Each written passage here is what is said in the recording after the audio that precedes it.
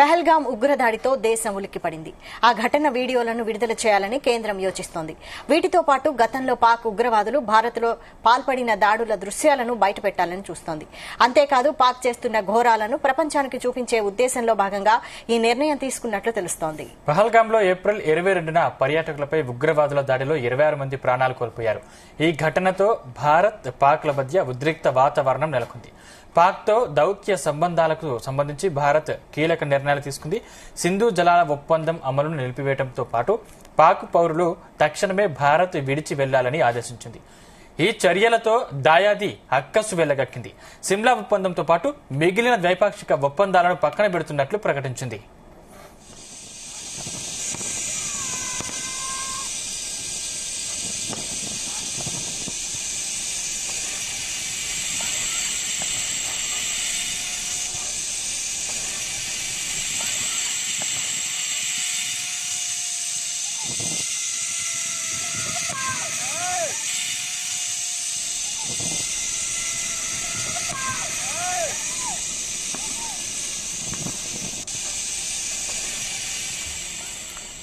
ఇక పాక్ చేస్తున్న ఘోరాలను ప్రపంచానికి చెప్పే విధంగా భారత ప్రభుత్వం ప్లాన్ చేస్తుంది. ఇదే అంశానికి సంబంధించిన మరింత పూర్తి సమాచారం మా ప్రతినిధి శ్రీచరణ్ అందిస్తారు. శ్రీచరణ్.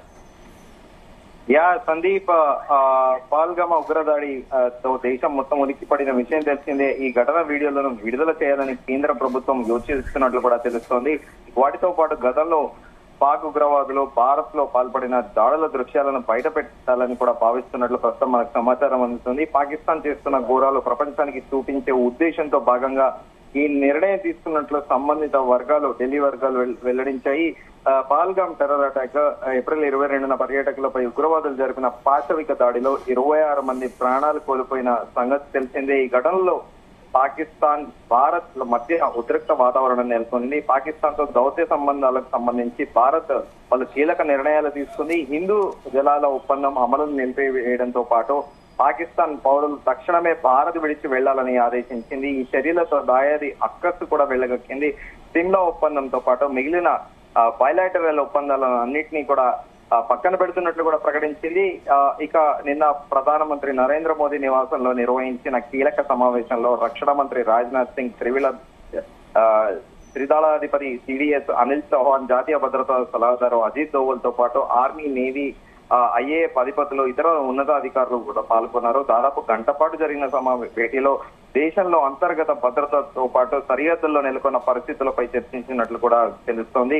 పహల్గాం ఉగ్ర దాడి బాధ్యులను శిక్షించాలనేది దేశ ప్రజల దృఢ నిశ్చయమని ప్రధాని నరేంద్ర మోదీ ఈ సందర్భంగా స్పష్టం చేశారని కూడా మనకు సమాచారము. మన సైనిక దళాల సామర్థ్యాలపై సంపూర్ణ విశ్వాసం ఉందని కూడా నిన్న ప్రధాని నరేంద్ర మోదీ ప్రకటించిన విషయం తెలిసిందే. దీంతో పాటు ప్రస్తుతం ఇక్కడ శ్రీనగర్ లో పాకిస్తాన్ సరిహద్దుకున్న గ్రామాల్లో తొక్కిసలాట జరిగిందనేది కూడా ప్రస్తుతం మనకు సమాచారం అందుతోంది. పాకిస్తాన్ ముఖ్యంగా భారతదేశాన్ని చూసి ఇప్పుడు భయపడుతోంది. ఎల్ఓసిగా అనుకుని ఉన్న గ్రామాలన్నీ కూడా ఖాళీ చేస్తున్నారు. ముఖ్యంగా ఎత్తైన భవనాలు మరియు అక్కడ ఉండే జెండాలను కూడా తొలగించారు. పాకిస్తాన్ ఆక్రమిత కాశ్మీర్ లో ప్రస్తుతం తొక్కిసలాట జరుగుతుంది. ప్రజలు సరిహద్దు నుండి పారిపోతున్నారు. గ్రామస్తులు పాకిస్తాన్ సైన్యాన్ని నమ్మే పరిస్థితిలో కూడా లేదు. మొత్తానికి ఖచ్చితంగా ఏదో ఒక యాక్టివిటీ అనేది బార్డర్ లో జరగబోతోంది అనేది మాత్రం చాలా స్పష్టమైతోంది. దీంతో పాటు ఇప్పటికే కేంద్ర హోంమంత్రి అమిత్ షా కూడా దేశంలో పాకిస్తాన్ పౌరులు ఎక్కడెక్కడైతే నివసిస్తున్నారో ఆయా రాష్ట్రాల ముఖ్యమంత్రులకు ప్రత్యేకంగా ఫోన్ చేసి ఆ పౌరులందరినీ తిరిగి పంపించివేయాల్సిందిగా కూడా కోరిన విషయం తెలిసిందే.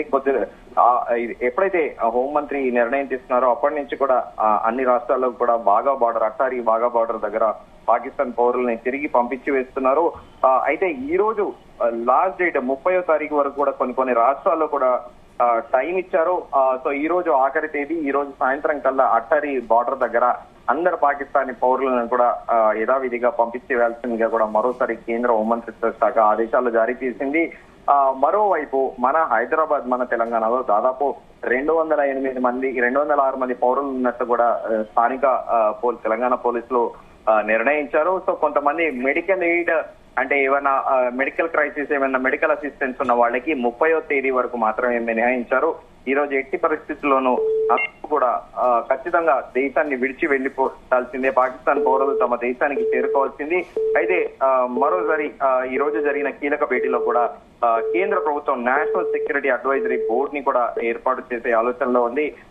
ఫార్మర్ రా చీఫ్ అలోక్ జోషి ఆయన అపాయింటెడ్, దీనికి చైర్మన్ గా కూడా ఆయన ఉండబోతున్నారు. అలాగే వెస్టర్న్ ఎయిర్ కమాండర్, అలాగే ఎయిర్ మార్షల్ పిఎం సిన్హాతో పాటు former southern army commander lieutenant general AK Singh తో పాటు రేర్ అడ్మిరల్ మోంటీ కన్నా, ఈ రిటైర్డ్ ఆఫీసర్స్ మిలిటరీలో గతంలో సేవలు అందిస్తారు దేశానికి. రాజీవ్ రంజన్ వర్మ, అలాగే మన్మోహన్ సింగ్ అనే ఇద్దరు retired members from the Indian Police Service IPS అధికారులు, అలాగే B Venkateswara Varma retired IFS officer, ఈ 7 సభ్యుల బోర్డుతోని కూడా government national security adviser board కూడా ఏర్పాటు చేసింది. దీనికి ఫార్మర్ రా చీఫ్ అలోక్ జోషి నేతృత్వం వహిస్తారు. సో కొద్దిసేపటి కిందట కేబినెట్ సమావేశం కూడా అయింది. కేబినెట్ సమావేశం అనంతరం కూడా మరోసారి ఇక్కడ ప్రధాని నివాసంలో కేంద్ర హోంమంత్రి అమిత్ షా తో పాటు రాజ్నాథ్ సింగ్ ఇద్దరు అలాగే అంటే ఇండివిజువల్ గా కూడా మీటింగ్ పెడుతున్నారు. సో ఢిల్లీలో మొత్తానికి ఏదో జరగబోతోంది అనేది కూడా చాలా స్పష్టంగా అయిపోతుంది. మరోవైపు అక్కడ ఎల్ఓసి గ్రామాల్లో అక్కడ ప్రజల్ని ఖాళీ చేస్తున్నారు. సో దీన్ని బట్టి చాలా క్లియర్ గా అర్థమైపోతుంది ఏదో పెద్ద యాక్టివిటీ జరగబోతుంది, చరిత్రలో మునుపెన్నడూ లేని విధంగా ఒక పెద్ద యాక్టివిటీ జరగబోతుందనే సంకేతాలు మాత్రం స్పష్టమవుతున్నాయి. ఈ మేరకు పాకిస్తాన్ సమాచార మంత్రి కూడా తెలిపారు. ఉదయం కూడా చర్చించుకున్నాం దీని గురించి. 24 నుంచి 36 గంటల్లో భారతదేశము పాకిస్తాన్ పై పెద్ద ఎత్తున దాడి చేయబోతోంది అనేది కూడా ఆయన మాకు ఇంటెలిజెన్స్ సమాచారం అందిందని కూడా స్పష్టం చేశారు. సో ప్రస్తుతం త్రివిధ దళాధిపతులు కూడా మొత్తం సర్వం సిద్ధమని ప్రధాని నరేంద్ర మోదీ కూడా చెప్పారు. సో ప్రధాని నరేంద్ర మోదీ కూడా త్రివిధ దళాధిపతులకు అలాగే ఆర్మీకి